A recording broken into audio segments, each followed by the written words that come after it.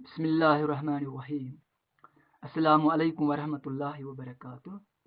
Dear students, in previous lecture we have discussed about ethanoic acid, and that was lecture number 17 of this chapter.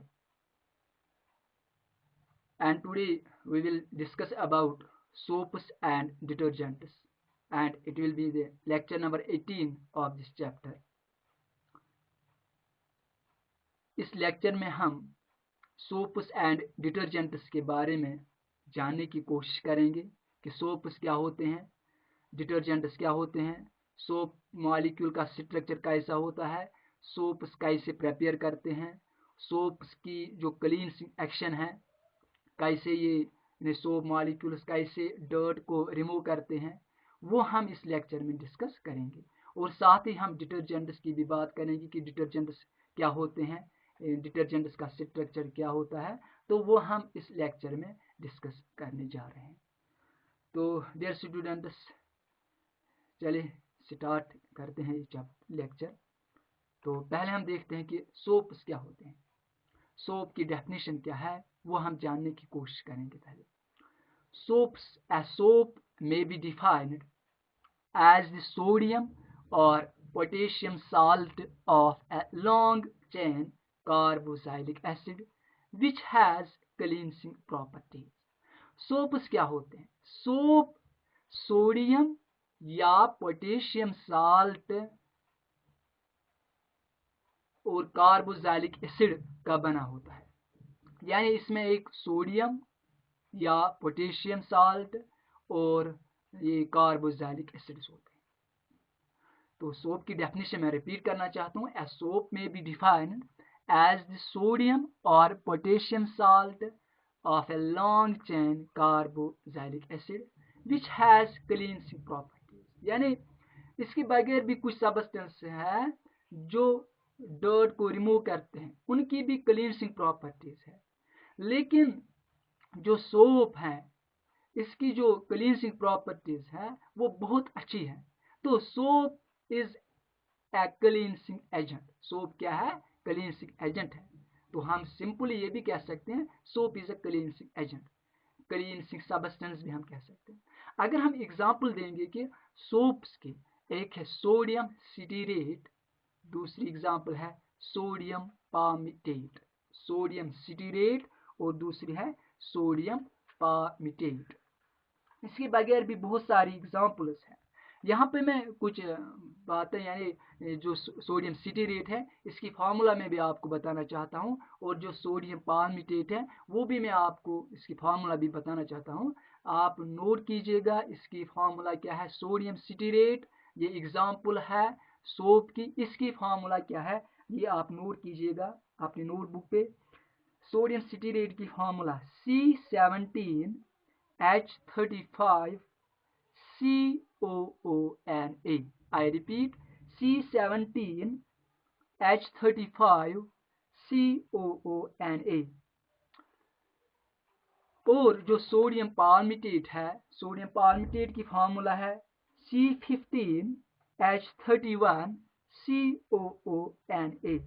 C15H31 COONA। Solution of soap is basic in nature. It turns red litmus paper to blue. ये आपको याद रखना चाहिए कि ये जो soap solution जो होता है, यानी जो सोप होती है वो बेसिक इन नेचर होती है, और जो बेसिक सब्सटेंस होते हैं वो रेड लिटमस पेपर को ब्लू बनाता है। तो यहाँ पे याद रखना है soap is basic in nature and it turns red litmus paper two blue. ये रेड लिटमस पेपर या लिटमस सोल्यूशन क्या होता है, ये एक इंडिकेटर एज यूज होता है कि इससे हमें पता चलता है कि whether the given substance is acid, base और या न्यूट्रल सब्सटेंस। अगर एसिड होता है तो वो ब्लू लिटमस पेपर को रेड कन्वर्ट रेड में कन्वर्ट करता है। और अगर बेस हो तो वो रेड लिटमस पेपर को ब्लू में कन्वर्ट करता है। तो इससे हमें पता चलता है कि गिवन सब्सटेंस क्या होता है। तो यहाँ पे जो सोप है ये रेड लिटमस पेपर को ब्लू बनाता है। तो इसका मतलब है कि जो सोप है ये बेसिक इन नेचर है। तो प्रिपरेशन ऑफ सोप, यानी सोप हम कैसे प्रिपेयर करते हैं। तो चलिए देखते हैं कि सोप हम कैसे प्रिपेयर करेंगे। Soap is made from animal fat और वेजिटेबल ऑयल्स। ये जो सोप होते हैं ये हम प्रिपेयर कर सकते हैं फ्रॉम एनिमल फैट और वेजिटेबल ऑयल्स।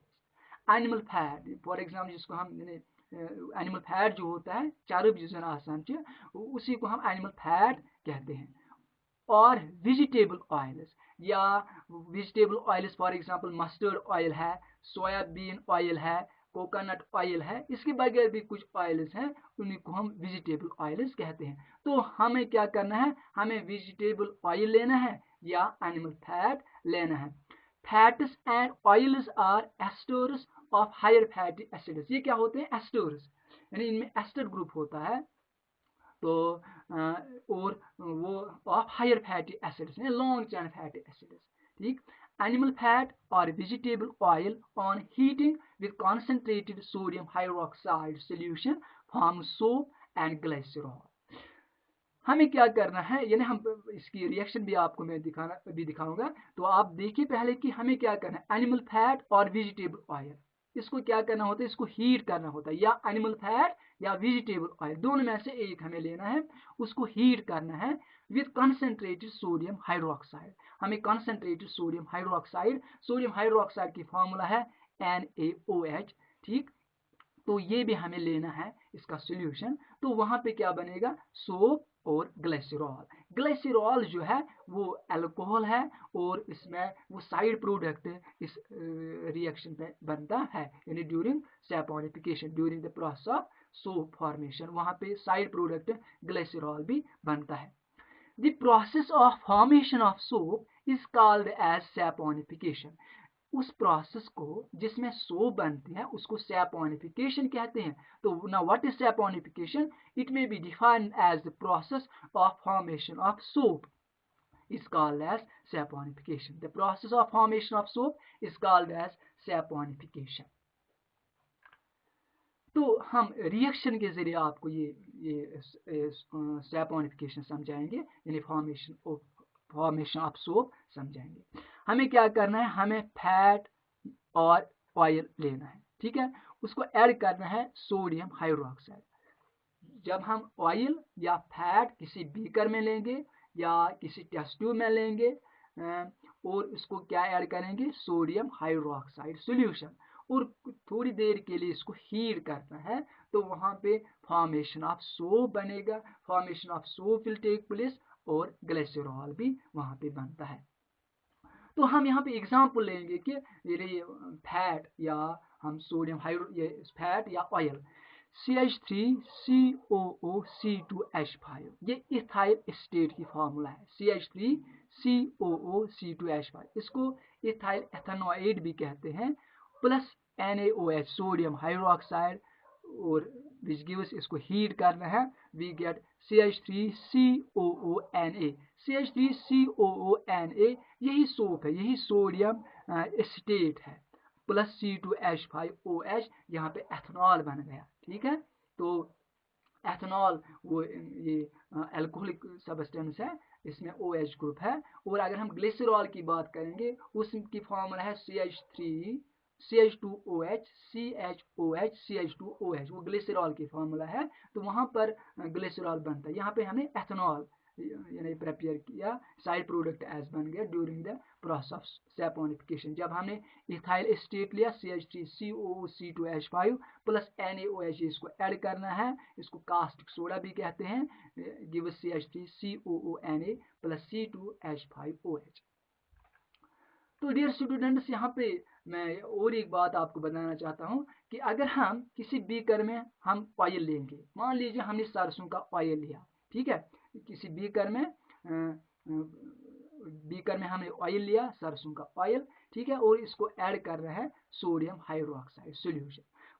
इस बीकर को हमें कुछ देर के लिए हीट करना है, और तो वहाँ पे ये सोप फॉर्मेशन यानी soap formation will take place, वहाँ पे सोप बनेगा। और ये जो सोप जो ही वहाँ पे बनेगी, इस सोप को हम डिफरेंट परफ्यूम्स भी ऐड कर सकते हैं। तो वहाँ पे हम इसको परफ्यूम ऐड कर सकते हैं, कलर भी कर सकते हैं, रेड कलर कर सकते हैं, ऑरेंज कलर कर सकते हैं, ब्लू कलर ऐड कर सकते हैं। इसके बगैर भी कुछ सब यानी डिफरेंट डाइज हम इसको ऐड करते हैं, ताकि इसकी जो यानी जो फिर इसकी जो अपीयरेंस वो अच्छी हो जाए, ठीक है, वो अच्छी लगे। तो इसीलिए हम इसको कुछ डाइज भी ऐड करते हैं, या कुछ कलर्ड सब्सटेंस जिनको हम कहते हैं, वो भी हम इसको ऐड करते हैं।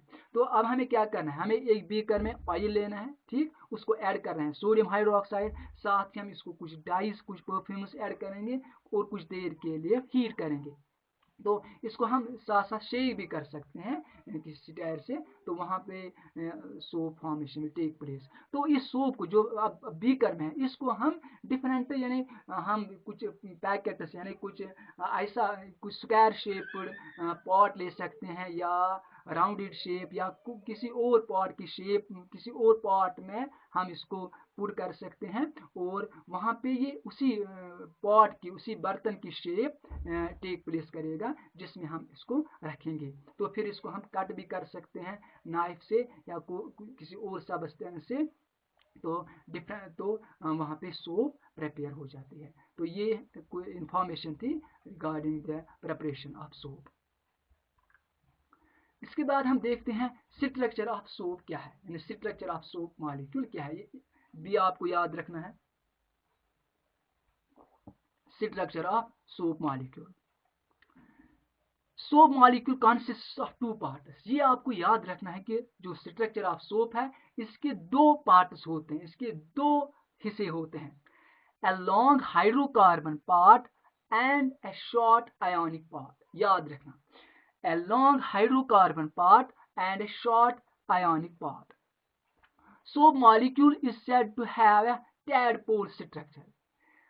इस स्ट्रक्चर यानी जो सोप मॉलिक्यूल है, इसका जो स्ट्रक्चर है ये टैडपोल लाइक स्ट्रक्चर है। टैडपोल लाइक स्ट्रक्चर जिसको हम आपने देखा होगा कि जिसको हम वो कश्मीरी में वो क्रैंकलेट यथ वनान वही नहीं वही उसी टाइप का इसका स्ट्रक्चर है, क्रैंकलेट लाइक स्ट्रक्चर जिसको हम टैडपोल लाइक स्ट्रक्चर भी कहते हैं। तो ये आपको याद रखना है, the structure of soap molecule is tadpole like, ठीक। तो इसमें दो पार्ट्स होते हैं, एक होता है हाइड्रोकार्बन पार्ट, वो लॉन्ग होता है, एंड शॉर्ट पार्ट वो आयनिक पार्ट होता है। तो यहाँ पे आप देखिए, यहाँ पे इस डायग्राम में आप अच्छे से देखिएगा कि जो यहाँ पे ये पार्ट जो यहाँ पे है ये हाइड्रोकार्बन चेन है, ये हाइड्रोकार्बन पार्ट है। आप देखिए लॉन्ग है, इसीलिए लॉन्ग हाइड्रोकार्बन पार्ट, ठीक। और इसको हम टेल भी कहते हैं, ठीक है, ये टेल, ठीक है। और ये जो है ये हेड है, ठीक। इस ये आयनिक पार्ट होता है, यहाँ पे मैंने सोडियम पॉजिटिव आयन से भी इसको रिप्रेजेंट किया, आयनिक पार्ट, ठीक। तो आप देखिएगा ये टैडपोल लाइक स्ट्रक्चर है, ठीक है। सोप मॉलिक्यूल का स्ट्रक्चर है टैडपोल लाइक स्ट्रक्चर, और इसमें क्या क्या होते हैं, दो पार्ट्स होते हैं, लॉन्ग हाइड्रोकार्बन चेन या हाइड्रोकार्बन पार्ट और शॉर्ट आयनिक पार्ट। ये जो हाइड्रोकार्बन चेन होते हैं, ये जो हाइड्रोकार्बन पार्ट यानी टेल जो होते हैं, ये ऑयल सॉल्युबल होता है, क्या होता है, ऑयल सॉल्युबल। और ये जो हेड होता है ये वाटर सॉल्युबल होता है, यानी अगर हम सोप को पानी में डिजॉल्व करेंगे तो वहां पे जो ये सोप मॉलिक्यूल का जो हेड पार्ट है आयनिक पार्ट वो सॉल्युबल होता है वाटर में, और जो टेल है वो सॉल्युबल होता है, वो डिजॉल्व होता है किसमें, ऑयल में या ग्रीस में, या ऑयल या ग्रीस जो होता है वही डर्ट होता है, यानी ऑयल और ये ऑयल और ग्रीस वो डर्ट कहलाता है, ठीक है। तो टेल जो है यानी हाइड्रोकार्बन पार्ट जो सोप का है वो डिजॉल्व होता है किसमें, ग्रीस में, ऑयल में, या हम डर्ट कहते हैं इसको, और ये जो हेड है ये सॉल्युबल होता है वाटर में। ये दो चीजें आपको याद रखनी है कि हेड एंड टेल, या हाइड्रोकार्बन चेन और ionic part. Hydrocarbon chain oil soluble है या ग्रीस सॉल्युबल है, और जो आयनिक पार्ट है ये वाटर सॉल्युबल होता है। आयनिक पार्ट जिसको हम हेड भी कहते हैं, यहाँ पे मैंने ब्रैकेट में रिप्रेजेंट किया इसको। आयनिक पार्ट इज हाइड्रोफिलिक, याद रखना हाइड्रोफिलिक।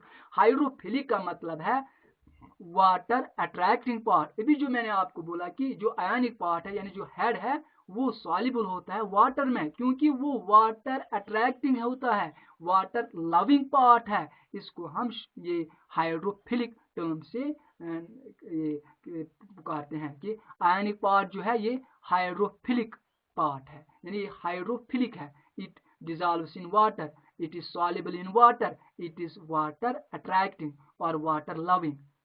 और जो हाइड्रोकार्बन चेन है जिसको हम टेल भी कहते हैं इज हाइड्रोफोबिक। हाइड्रोफोबिक का मतलब है वाटर रिपेलिंग या वाटर हेटिंग। तो हाइड्रोफोबिक का मतलब है hydro means water, phobia means जिसको हम खूब कहते हैं किसी पर्सन को, किसी बच्चे को या किसी पर्सन को क्या होता है फोबिया। किसका फोबिया? फॉर एग्जाम्पल उसको वो वाटर से डरता है, ठीक है, तो उसको हम कहते हैं इसको हाइड्रोफोबिया है, ठीक है। तो हाइड्रो का मतलब है वाटर, फोबिक हाइड्रोफोबिक यहाँ पे है, तो हाइड्रोकार्बन चेन जो है वो हाइड्रोफोबिक है, ठीक। वाटर हेटिंग पार्ट है, वाटर रिपेलिंग पार्ट है। 10 ये आपको याद रहे। 10 ionic part of the soap molecule is soluble in water, ठीक, whereas hydrocarbon part is soluble in oil और ग्रीस। ये आपको याद रखना है।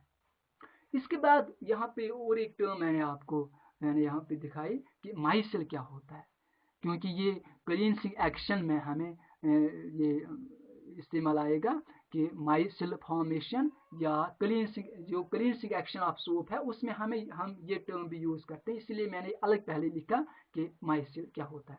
Micelle may be defined as the spherical aggregation of soap molecules in the soap solution in water, यानी जब हम सोप को डिजॉल्व करते हैं वाटर में तो जो सोप मॉलिक्यूल्स हैं वो एग्रीगेट होते हैं, वो असेंबल होते हैं, वो कलेक्ट होते हैं, एग्रीगेट होते हैं in the form of spherical aggregation. तो इसको हम माइसिल कहते हैं, इस प्रोसेस को माइसिलाइजेशन कहते हैं। माइसिलाइजेशन क्या है? Formation of micelle. Now what is a micelle? Micelle is the spherical aggregation of soap molecules in the soap solution in water. अब हम देखते हैं कि क्लींसिंग एक्शन ऑफ सोप क्या है, यानी वाटर, ये जो सोप होता है ये कैसे डर्ट को रिमूव करता है, ये कैसे ग्रीस को रिमूव करता है, कैसे ये कपड़ों को साफ करता है। When a dirty cloth is put in water containing dissolved soap, then the hydrocarbon ends of the soap in the micelle attached to the oil or grease particles on the surface of dirty cloth। हमें यानी इसका मतलब क्या है? हमने एक बर्तन में सोप लिया, ठीक है, वाटर में उसको डिजॉल्व किया और एक कपड़ा और एक क्लॉथ, डर्टी क्लॉथ जो है, ठीक है, जिसमें क्या है ग्रीस लगी हुई है या ऑयल लगी हुई है, वो उसमें हमने ऐड किया। डर्टी क्लॉथ को हमने ऐड किया किसमें? वाटर में, ठीक है, जिस वाटर में सोप सॉल्यूशन है, ठीक। तो जो सोप मॉलिक्यूल का जो हाइड्रोकार्बन चेन है, हाइड्रोकार्बन एंड है, वो अटैच रहता है किसके साथ? ग्रीस के साथ, क्योंकि hydrocarbon is soluble in grease, यहाँ ऑयल कहते हैं, ठीक है, ऑयल भी हम कह सकते हैं। तो ये अटैच रहता है किसके साथ? ऑयल के साथ या ग्रीस के साथ। हाइड्रो सोप मॉलिक्यूल का हाइड्रोकार्बन पार्ट अटैच रहता है किसके साथ? ऑयल और ग्रीस पार्टिकल्स के साथ, ठीक। The soap micelle entraps the oily particles by using its hydrocarbon part। जैसे मैंने आपको बोला कि जो सोप माइसिल जो एंट्रैप करता है किसको? ऑयली पार्टिकल्स को, ठीक है, कैसे? by using its hydrocarbon ends। तो यहाँ पे आप ये जो डायग्राम है इससे आप क्लियर हो जाएगा, ठीक। ये देखिए आप, इसमें सोप सॉल्यूशन हमने लिया बीकर में, ठीक है, या किसी और बर्तन में, और हमने इसमें ये सोप डिजॉल्व किया। तो सोप का जो एंड है ये देखिए टैडपोल लाइक स्ट्रक्चर, ये Na पॉजिटिव ठीक है। तो ये इसमें क्या डिस्पर्स होता है, ठीक है। तो यहाँ पे सोप मॉलिक्यूल्स ये रिप्रेजेंट करते हैं सोप मॉलिक्यूल्स को। जो दूसरी फिगर है पहले हम देखते हैं कि दूसरी फिगर में भी आपको एक्सप्लेन करूं, पहले आप ये देखिए। The ionic ends of the soap micelles in the micelle remain attached to water। जो सोप मॉलिक्यूल का आयनिक पार्ट है, हेड पार्ट है, वो अटैच रहता है किसके साथ, वाटर के साथ, because it is soluble in water, it is hydrophilic head, यानी आयनिक पार्ट इज हाइड्रोफिलिक, वो अटैच रहता है किसके साथ, वाटर के साथ। when dirty cloth is agitated in soap solution, ठीक है, जब इसको एजिटेट किया जाता है, जिसको हम कश्मीरी में यानी चिरान छिपत मोठ दिवान या ठीक, when dirty cloth is agitated in soap solution, the oily and greasy particles present in its surface are entrapped by soap micelles, get dispersed in water, due to which the soap water becomes dirty but the cloth gets cleaned। तो इस तरह से ये जो dirt होता है कपड़ों में वो रिमूव होता है, और जो वहां पे वाटर और सोप सोल्यूशन होता है वो भी डर्टी बन जाता है, लेकिन क्लॉथ जो होता है वो क्लीन होता है। तो ये थी ये था ये क्लींसिंग एक्शन ऑफ सोप। जो मैंने अभी आपको ये डायग्राम जो देखिए आप दूसरी फिगर, ठीक है, ये रिप्रेजेंट करता है ऑयली पार्ट को, ठीक है, जो ऑयली पार्ट है, ठीक है। इसके साथ ये देखिए हाइड्रोकार्बन चेन, ये माइसिल फॉर्मेशन यहाँ पे टेक प्लेस हुई, इसको ये डर्ट पार्टिकल एंट्रैप किया, ठीक है, और जो ही इसको एजिटेट किया जाता है ये रिमूव होता है, और जो सोप वाटर सोल्यूशन वो भी डर्टी होता है, लेकिन वो भी डर्टी बनता है, लेकिन जो क्लॉथ होता है वो क्लीन होता है। तो ये आपको याद रखना है कि क्लींसिंग एक्शन ऑफ सोप क्या है। तो यहाँ पे आपको यानी सोप के बारे में और मैं आपको बताना चाहता हूँ, और भी इंफॉर्मेशन आपको मैं बताना चाहता हूँ कि सोप क्लींसिंग एजेंट है, सोप क्लीन करता है, यानी डर्ट पार्टिकल्स को ये रिमूव करता है, ठीक है। लेकिन सोप का एक डिसएडवांटेज ये भी है कि ये हम हार्ड वाटर में यूज नहीं कर सकते हैं, ठीक है। एक लिमिटेशन है सोप की, वो क्या है, soap cannot be used in hard water। You can note this point on your notebook that soap cannot be used in hard water। Now hard water क्या होता है, hard water होता है the water containing calcium and magnesium salts या calcium and magnesium ions। तो उस water को हम हार्ड वाटर कहते हैं जिसमें कैल्शियम या मैग्नीशियम आयन्स होते हैं। तो इस हार्ड वाटर में यानी जिसमें कैल्शियम या मैग्नीशियम आयन्स होते हैं उसमें हम सोप यूज नहीं कर सकते हैं। तो क्यों यूज नहीं कर सकते हैं, बिकॉज जो ही इसमें सोप ऐड किया जाता है तो वहां पे सोप का जो आयनिक पार्ट या जो हाइड्रोकार्बन पार्ट वो वहां पे उसके साथ बॉन्ड बनाता है कैल्शियम या मैग्नीशियम आयन्स के साथ, और वहां पे ये प्रिसिपिटेट फॉर्मेशन होती है, तो जिसकी वजह से बहुत सोप वहां पे क्या वेस्ट होता है। तो इसीलिए we can't use soap in hard water.